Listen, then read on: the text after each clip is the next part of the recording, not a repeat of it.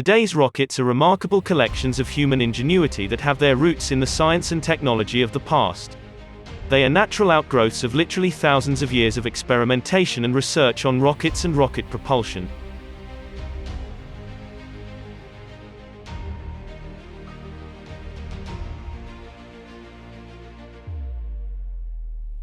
One of the first devices to successfully employ the principles essential to rocket flight was a wooden bird. The writings of Aulus Gellius tell a story of a Greek named Archytas who lived in the city of Tarentum, now a part of southern Italy. Somewhere around the year 400 BC, Archytas mystified and amused the citizens of Tarentum by flying a pigeon made of wood.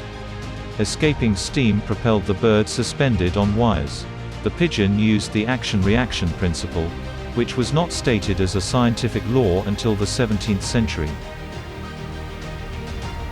About 300 years after the pigeon, another Greek, Hero of Alexandria, invented a similar rocket-like device called an aeolipile. It, too, used steam as a propulsive gas. Hero mounted a sphere on top of a water kettle. A fire below the kettle turned the water into steam, and the gas traveled through pipes to the sphere. Two L-shaped tubes on opposite sides of the sphere allowed the gas to escape, and in doing so gave a thrust to the sphere that caused it to rotate. Just when the first true rockets appeared is unclear. Stories of early rocket-like devices appear sporadically through the historical records of various cultures. Perhaps the first true rockets were accidents. In the 1st century AD, the Chinese reportedly had a simple form of gunpowder made from saltpeter, sulfur, and charcoal dust.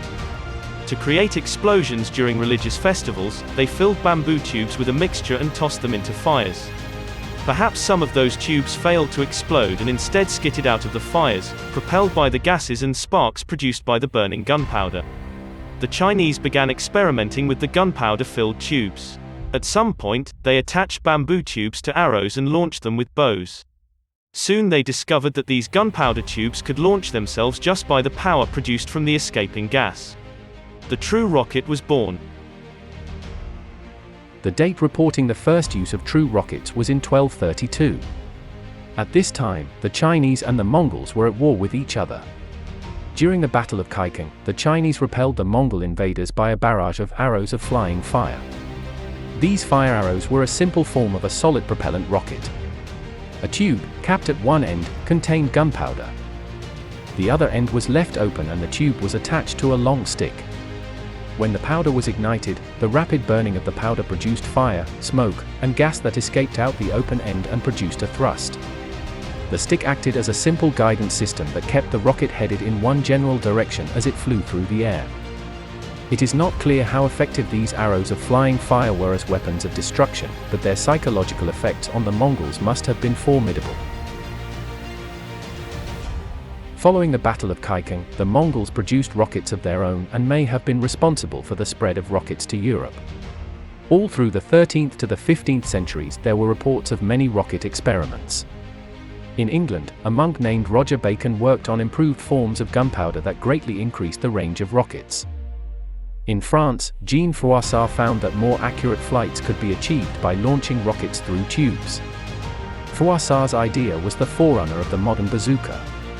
Jones de Fontana of Italy designed a surface-running rocket-powered torpedo for setting enemy ships on fire.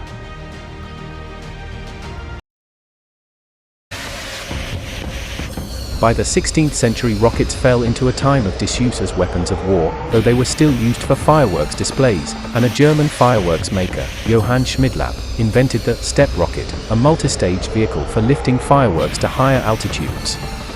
A large sky rocket carried a smaller sky rocket. When the large rocket burned out, the smaller one continued to a higher altitude before showering the sky with glowing cinders. Schmidlapp's idea is basic to all rockets today that go into outer space.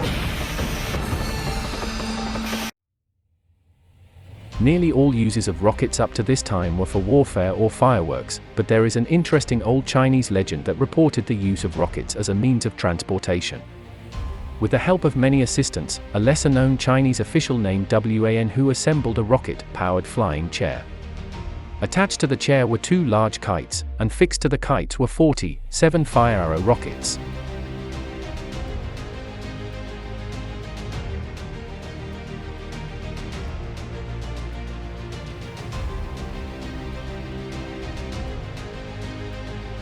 In 1898, a Russian schoolteacher, Konstantin Tsiolkovsky, proposed the idea of space exploration by rocket. In a report he published in 1903, Tsiolkovsky suggested the use of liquid propellants for rockets in order to achieve greater range. Tsiolkovsky stated that the speed and range of a rocket were limited only by the exhaust velocity of escaping gases. For his ideas, careful research, and great vision, Tsiolkovsky has been called the father of modern astronautics.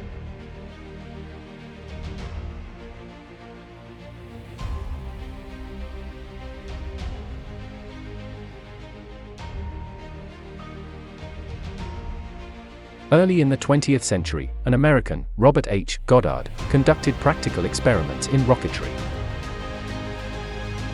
He had become interested in a way of achieving higher altitudes than were possible for lighter-than-air balloons. He published a pamphlet in 1919 entitled A Method of Reaching Extreme Altitudes. It was a mathematical analysis of what is today called the meteorological sounding rocket.